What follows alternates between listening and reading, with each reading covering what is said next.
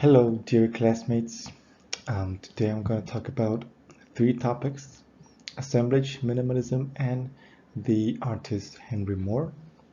My name is Brian Montoya, and I'm going to present this topic. Um, the table of contents is a short biography of Henry Spencer Moore. We're going to see some of his artworks. I'm going to talk about a bit the main ideas of assemblage and the main ideas of minimalism.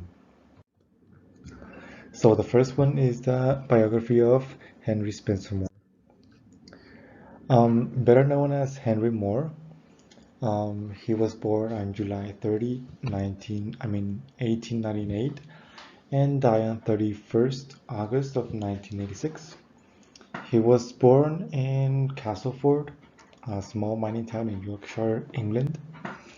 And since he was a child, he always knew that he wanted to be an artist. He wanted to make paintings and create things.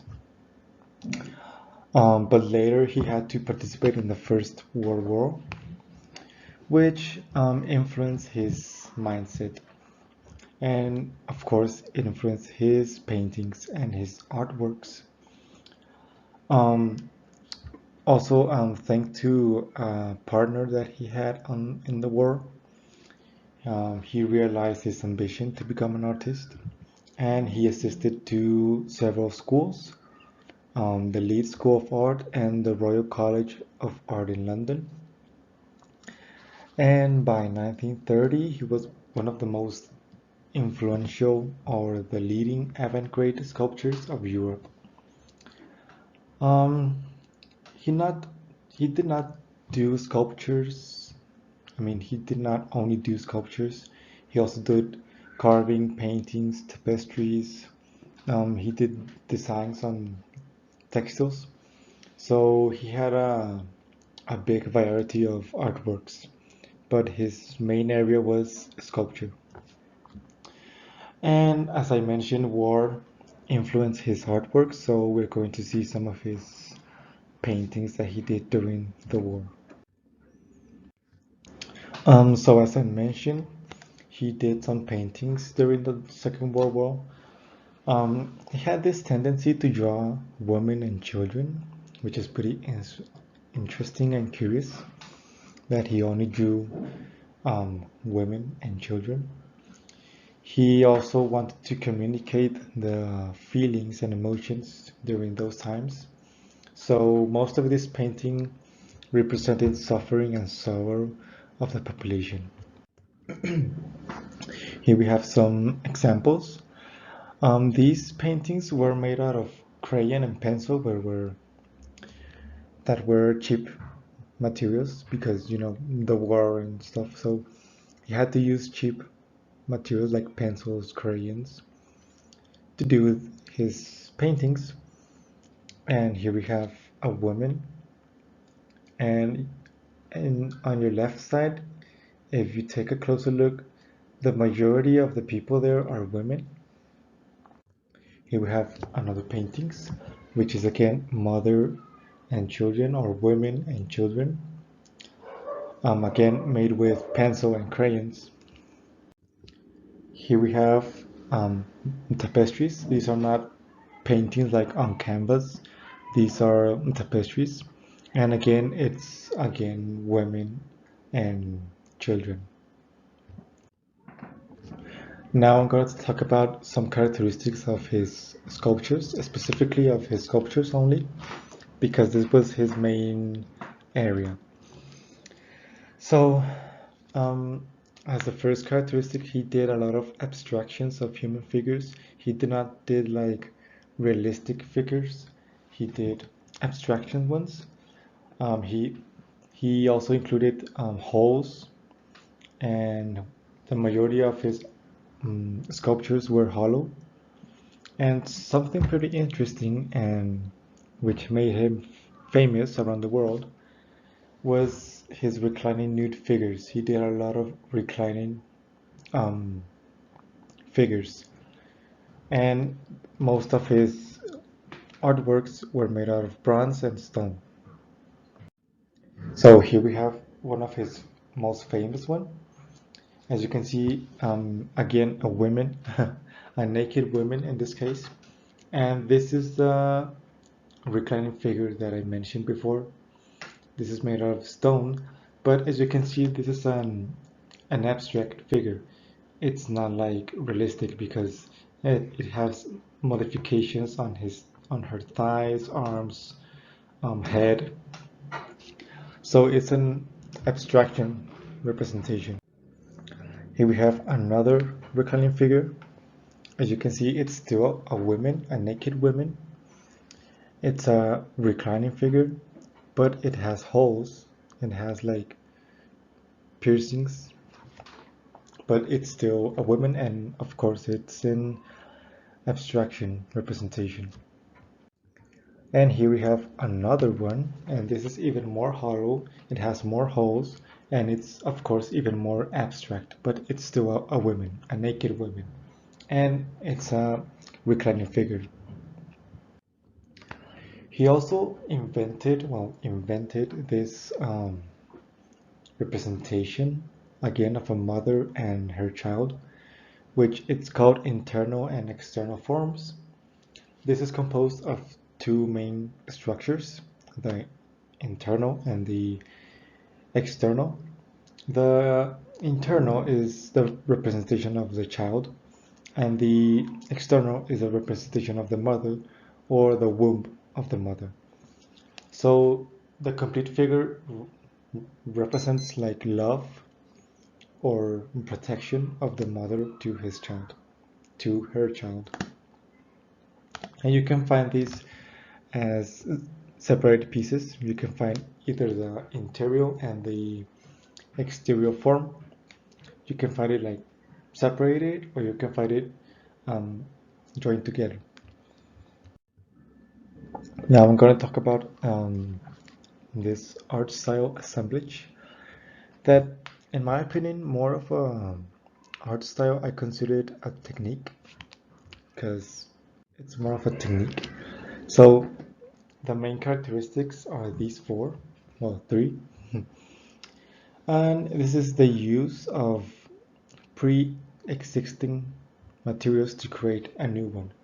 You grab objects like um, a mouse, a phone, whatever you want, and you join together to create a new form. This new form is a three-dimensional art. It's not like a painting, it's not like 2D, this is 3D, which is the main characteristics. And it can include different art areas, kind of, because sculptures are considered assemblage or can be considered assemblage depending on how you make it. Collage also are considered assemblage, and installation art. And the origin was because of a French artist who coined the term in the 1950s. Why is it so important? Because it was very popular at the time. Assemblage was included in many art styles like Dadaism, Cubism, Surrealism, Arte Povera, etc. And here I put some of the main artists who use assemblage, or one of the first artists that use assemblage in each area. So we have Dadaism on your left, and we have Cubism on your right with, of course, Pablo Picasso. And as you can see, in the case of Pablo Picasso, it still has some of the characteristics of Cubism, but it's an assemblage made out of wood. Here we have on your left, we have what is called Arte Povera, or pour art. And again, it's an assemblage because you use objects, of daily objects, and you compose it to make an artwork. And on your right, we have Surrealism with Marcel Duchamp. Again, it's an assemblage. Now, moving on with the last topic, minimalism. Minimalism style was developed in the USA in the 50s, and the main characteristic of this art style is that it used geometrical forms, like squares and rectangles, mainly squares and rectangles. It is not an imitation of something, like of things of nature or people, animals, whatever. It, it does not imitate something. It's just what it is. Of course, it's an abstract idea, and if it gives this sensation of purity, of beauty, because everything is like very symmetrical and clean, so it gives this sensation. The origin was in the 1950s with Frank Stella, with his paintings called black paintings. This can be considered as the start of minimalism. And around 1960, 1970s, with these artists that I had put, continued with this style and made it famous. So here is one of the black paintings that I mentioned. As you can see, it's pretty simple. Well, simple. Um, as you can analyze, it had geometrical figures like a square in the center and another big square surrounding it, composed of lines. So it is pretty simple. Now we have with Robert Morris in 1965 this um, sculpture, which again it gives this sensation of cleanness, of beauty, pureness, because everything is like very well established, like pretty symmetrical. So it gives this sensation. And here we have one of the last year with Strand Teague, and again, it doesn't have too many details, too many colors, too many drawings, whatever. It's pretty simple. It's just like um, a rectangle with some stains, maybe, but it still gives the sensation of purity and beauty because it's simple. It's easy to do. So this is minimalism. It's simple. It is what it is. You just see what it is. There's nothing more. So as a conclusion with Henry Moore, with the artist of the day, he can be considered as a minimalist and assemblage artist because he has some of the characteristics that I mentioned before. His sculptures were pretty simple. It didn't have too much color, too much details. It was pretty simple.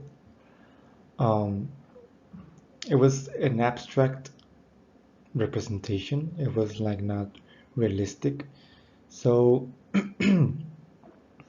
it was also clean, like it didn't have too much, yeah, like too much detail. So it gave this sensation of pureness and beauty. But um, he did an imitation of women, and minimalism does not imitate something. But this artist, Moore, he did imitate something. So it is this contradiction. So that's why he cannot be considered as a fully minimalistic artist, but he had some characteristic. Also, his sculptures were can be considered assemblage as well. So yeah, this was the topic. I hope you liked it. Here you have my email, my phone number if you want it. And here are my references for the topic. I hope you liked it. I hope you subscribe, share some love, and I'll see you on the next one. Bye bye.